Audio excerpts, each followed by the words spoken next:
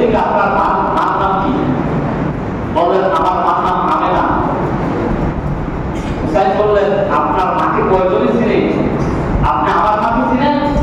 আপনি কি আমার মার মতো একটা মা পেয়েছেন?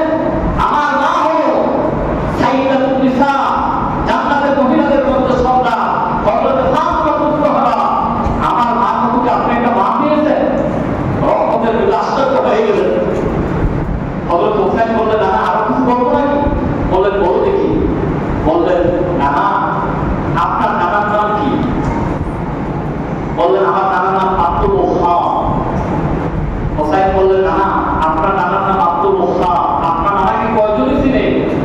আপনি কি আমার নানার মতো একটা নানা পেয়েছেন? আমার নানা হলো রহমতের নবী, সাইয়্যিদুল মুরসালিন, খাতামুন নবিয়্যিন, শাফিউল মুযনিবিন, মুহাম্মদুর রাসূলুল্লাহ সাল্লাল্লাহু আলাইহি ওয়াসাল্লাম। যাকে আল্লাহ সৃষ্টি না করলে আসমান জমিন কোনো সৃষ্টি করতো না। আপনি কি আমার নানার মতো একটা নানা পেয়েছেন? আমার নানা হলো সেই মুহাম্মদুর রাসূলুল্লাহ সাল্লাল্লাহু আলাইহি ওয়াসাল্লাম। আল্লাহ নবী হুসাইনকে মুখে নিলেন, তার জীবনের মধ্যে তার গায়ের মধ্যে ফুটে পড়তে চুমো দিলেন আর বললেন হুসাইন তুমি যেই নানা পেয়েছো আমার পৃথিবীর বুকে এমন নানা আর কেউ পাবে না। এমন নাতিকে হুসাইনকে এই কৃষ্ণরা এই মহররমের 10 তারিখের দিনে কারবালার প্রান্তরে নির্মমভাবে শাহাদাত বরণ করেছেন। এই ঘটনা থেকে আমরা শিক্ষা গ্রহণ করবো। আমরা কখনো হুসাইন চেয়েছিল আল্লাহ রাসূলের বিধান অনুযায়ী রাষ্ট্র চালাবে, আর আমিরে মুআবিয়ার পুত্র ইয়াজিদ চেয়েছিল তার মতো রাষ্ট্র চালাবে। কিন্তু সে কখনো মাথা নত করে নাই যে আমি শির দেব কিন্তু আমি মাথা নত করবো না, আমার জীবন দেব আমি কখনো মাথা নত করবো না। এখান থেকে আমাদের শিক্ষা নিতে হবে, আমাদেরকে ভালো কাজের সহযোগিতা করতেই হবে, মন্দ কাজের আমাদেরকে মন্দ কাজ থেকে বেঁচে থাকতে হবে। আমরুল মারুফ ওয়া নাহয়ি আনিল মুনকার, ভালো কাজের আদেশ, মন্দ কাজের নিষেধ আমাদেরকে করতে হবে। এখন আপনাদের সাথে 2 মিনিটের মধ্যে কথা বলবো এই আশুরার কি শিক্ষা, এই মহানগরের কি শিক্ষা।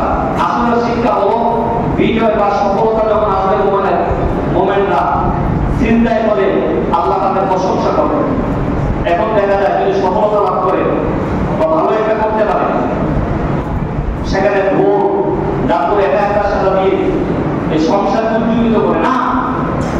হাতে রাসূল বলেছেন তোমরা যখন বিজয় লাভ করবে সফল হবে মোমেনদের নিয়ম হলো তারা কি করবে বেশি বেশি করে চিন্তা আল্লাহর প্রশংসা করবে।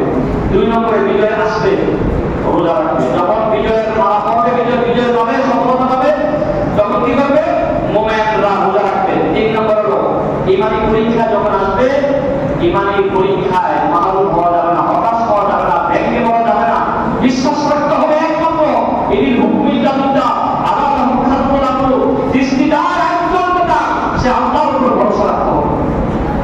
4 নম্বর হলো জালেমের জুলুম যখন আসে ভয় করা যাবে না। জালেমের জুলুম আসবে কিন্তু জানতে হবে জালেমের জুলুম মাত্র কয়েকদিন কয়েক ঘন্টা, তারপরেই এই জুলুমের পরে ওপারে গিয়ে আমার জন্য আপনি জান্নাত, আল্লাহ জান্নাতের দরজা খোলা আছে। এই জন্য মোমেন কখনো ভেঙে পড়ে না, মোমেন কখনো আল্লাহ ছাড়া কাউকে ভয় করে না।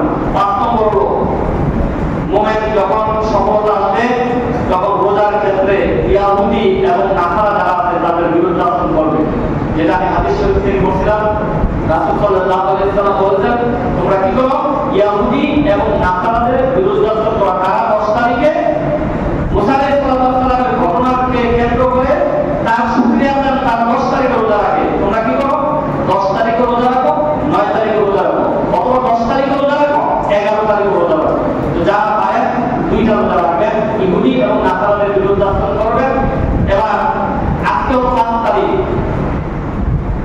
9 তারিখ হইতেছে মঙ্গলবার আর 10 তারিখ হইতেছে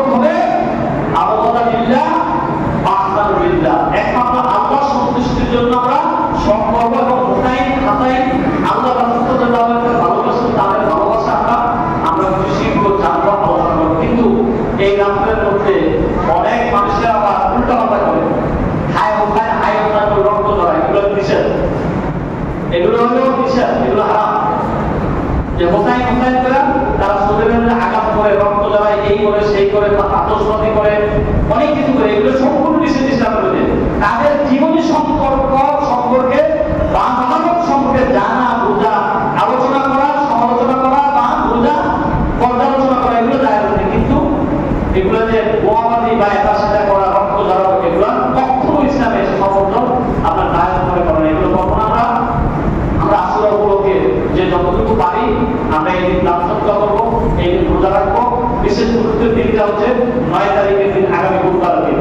এই দিন যারা চোখে সুরমা দেয়, একটি হাদিসে জয়ী হাদিসের মধ্যে আসছে 1 বছর চোখের ব্যথা আল্লাহ পাক লাঘব করে দিন।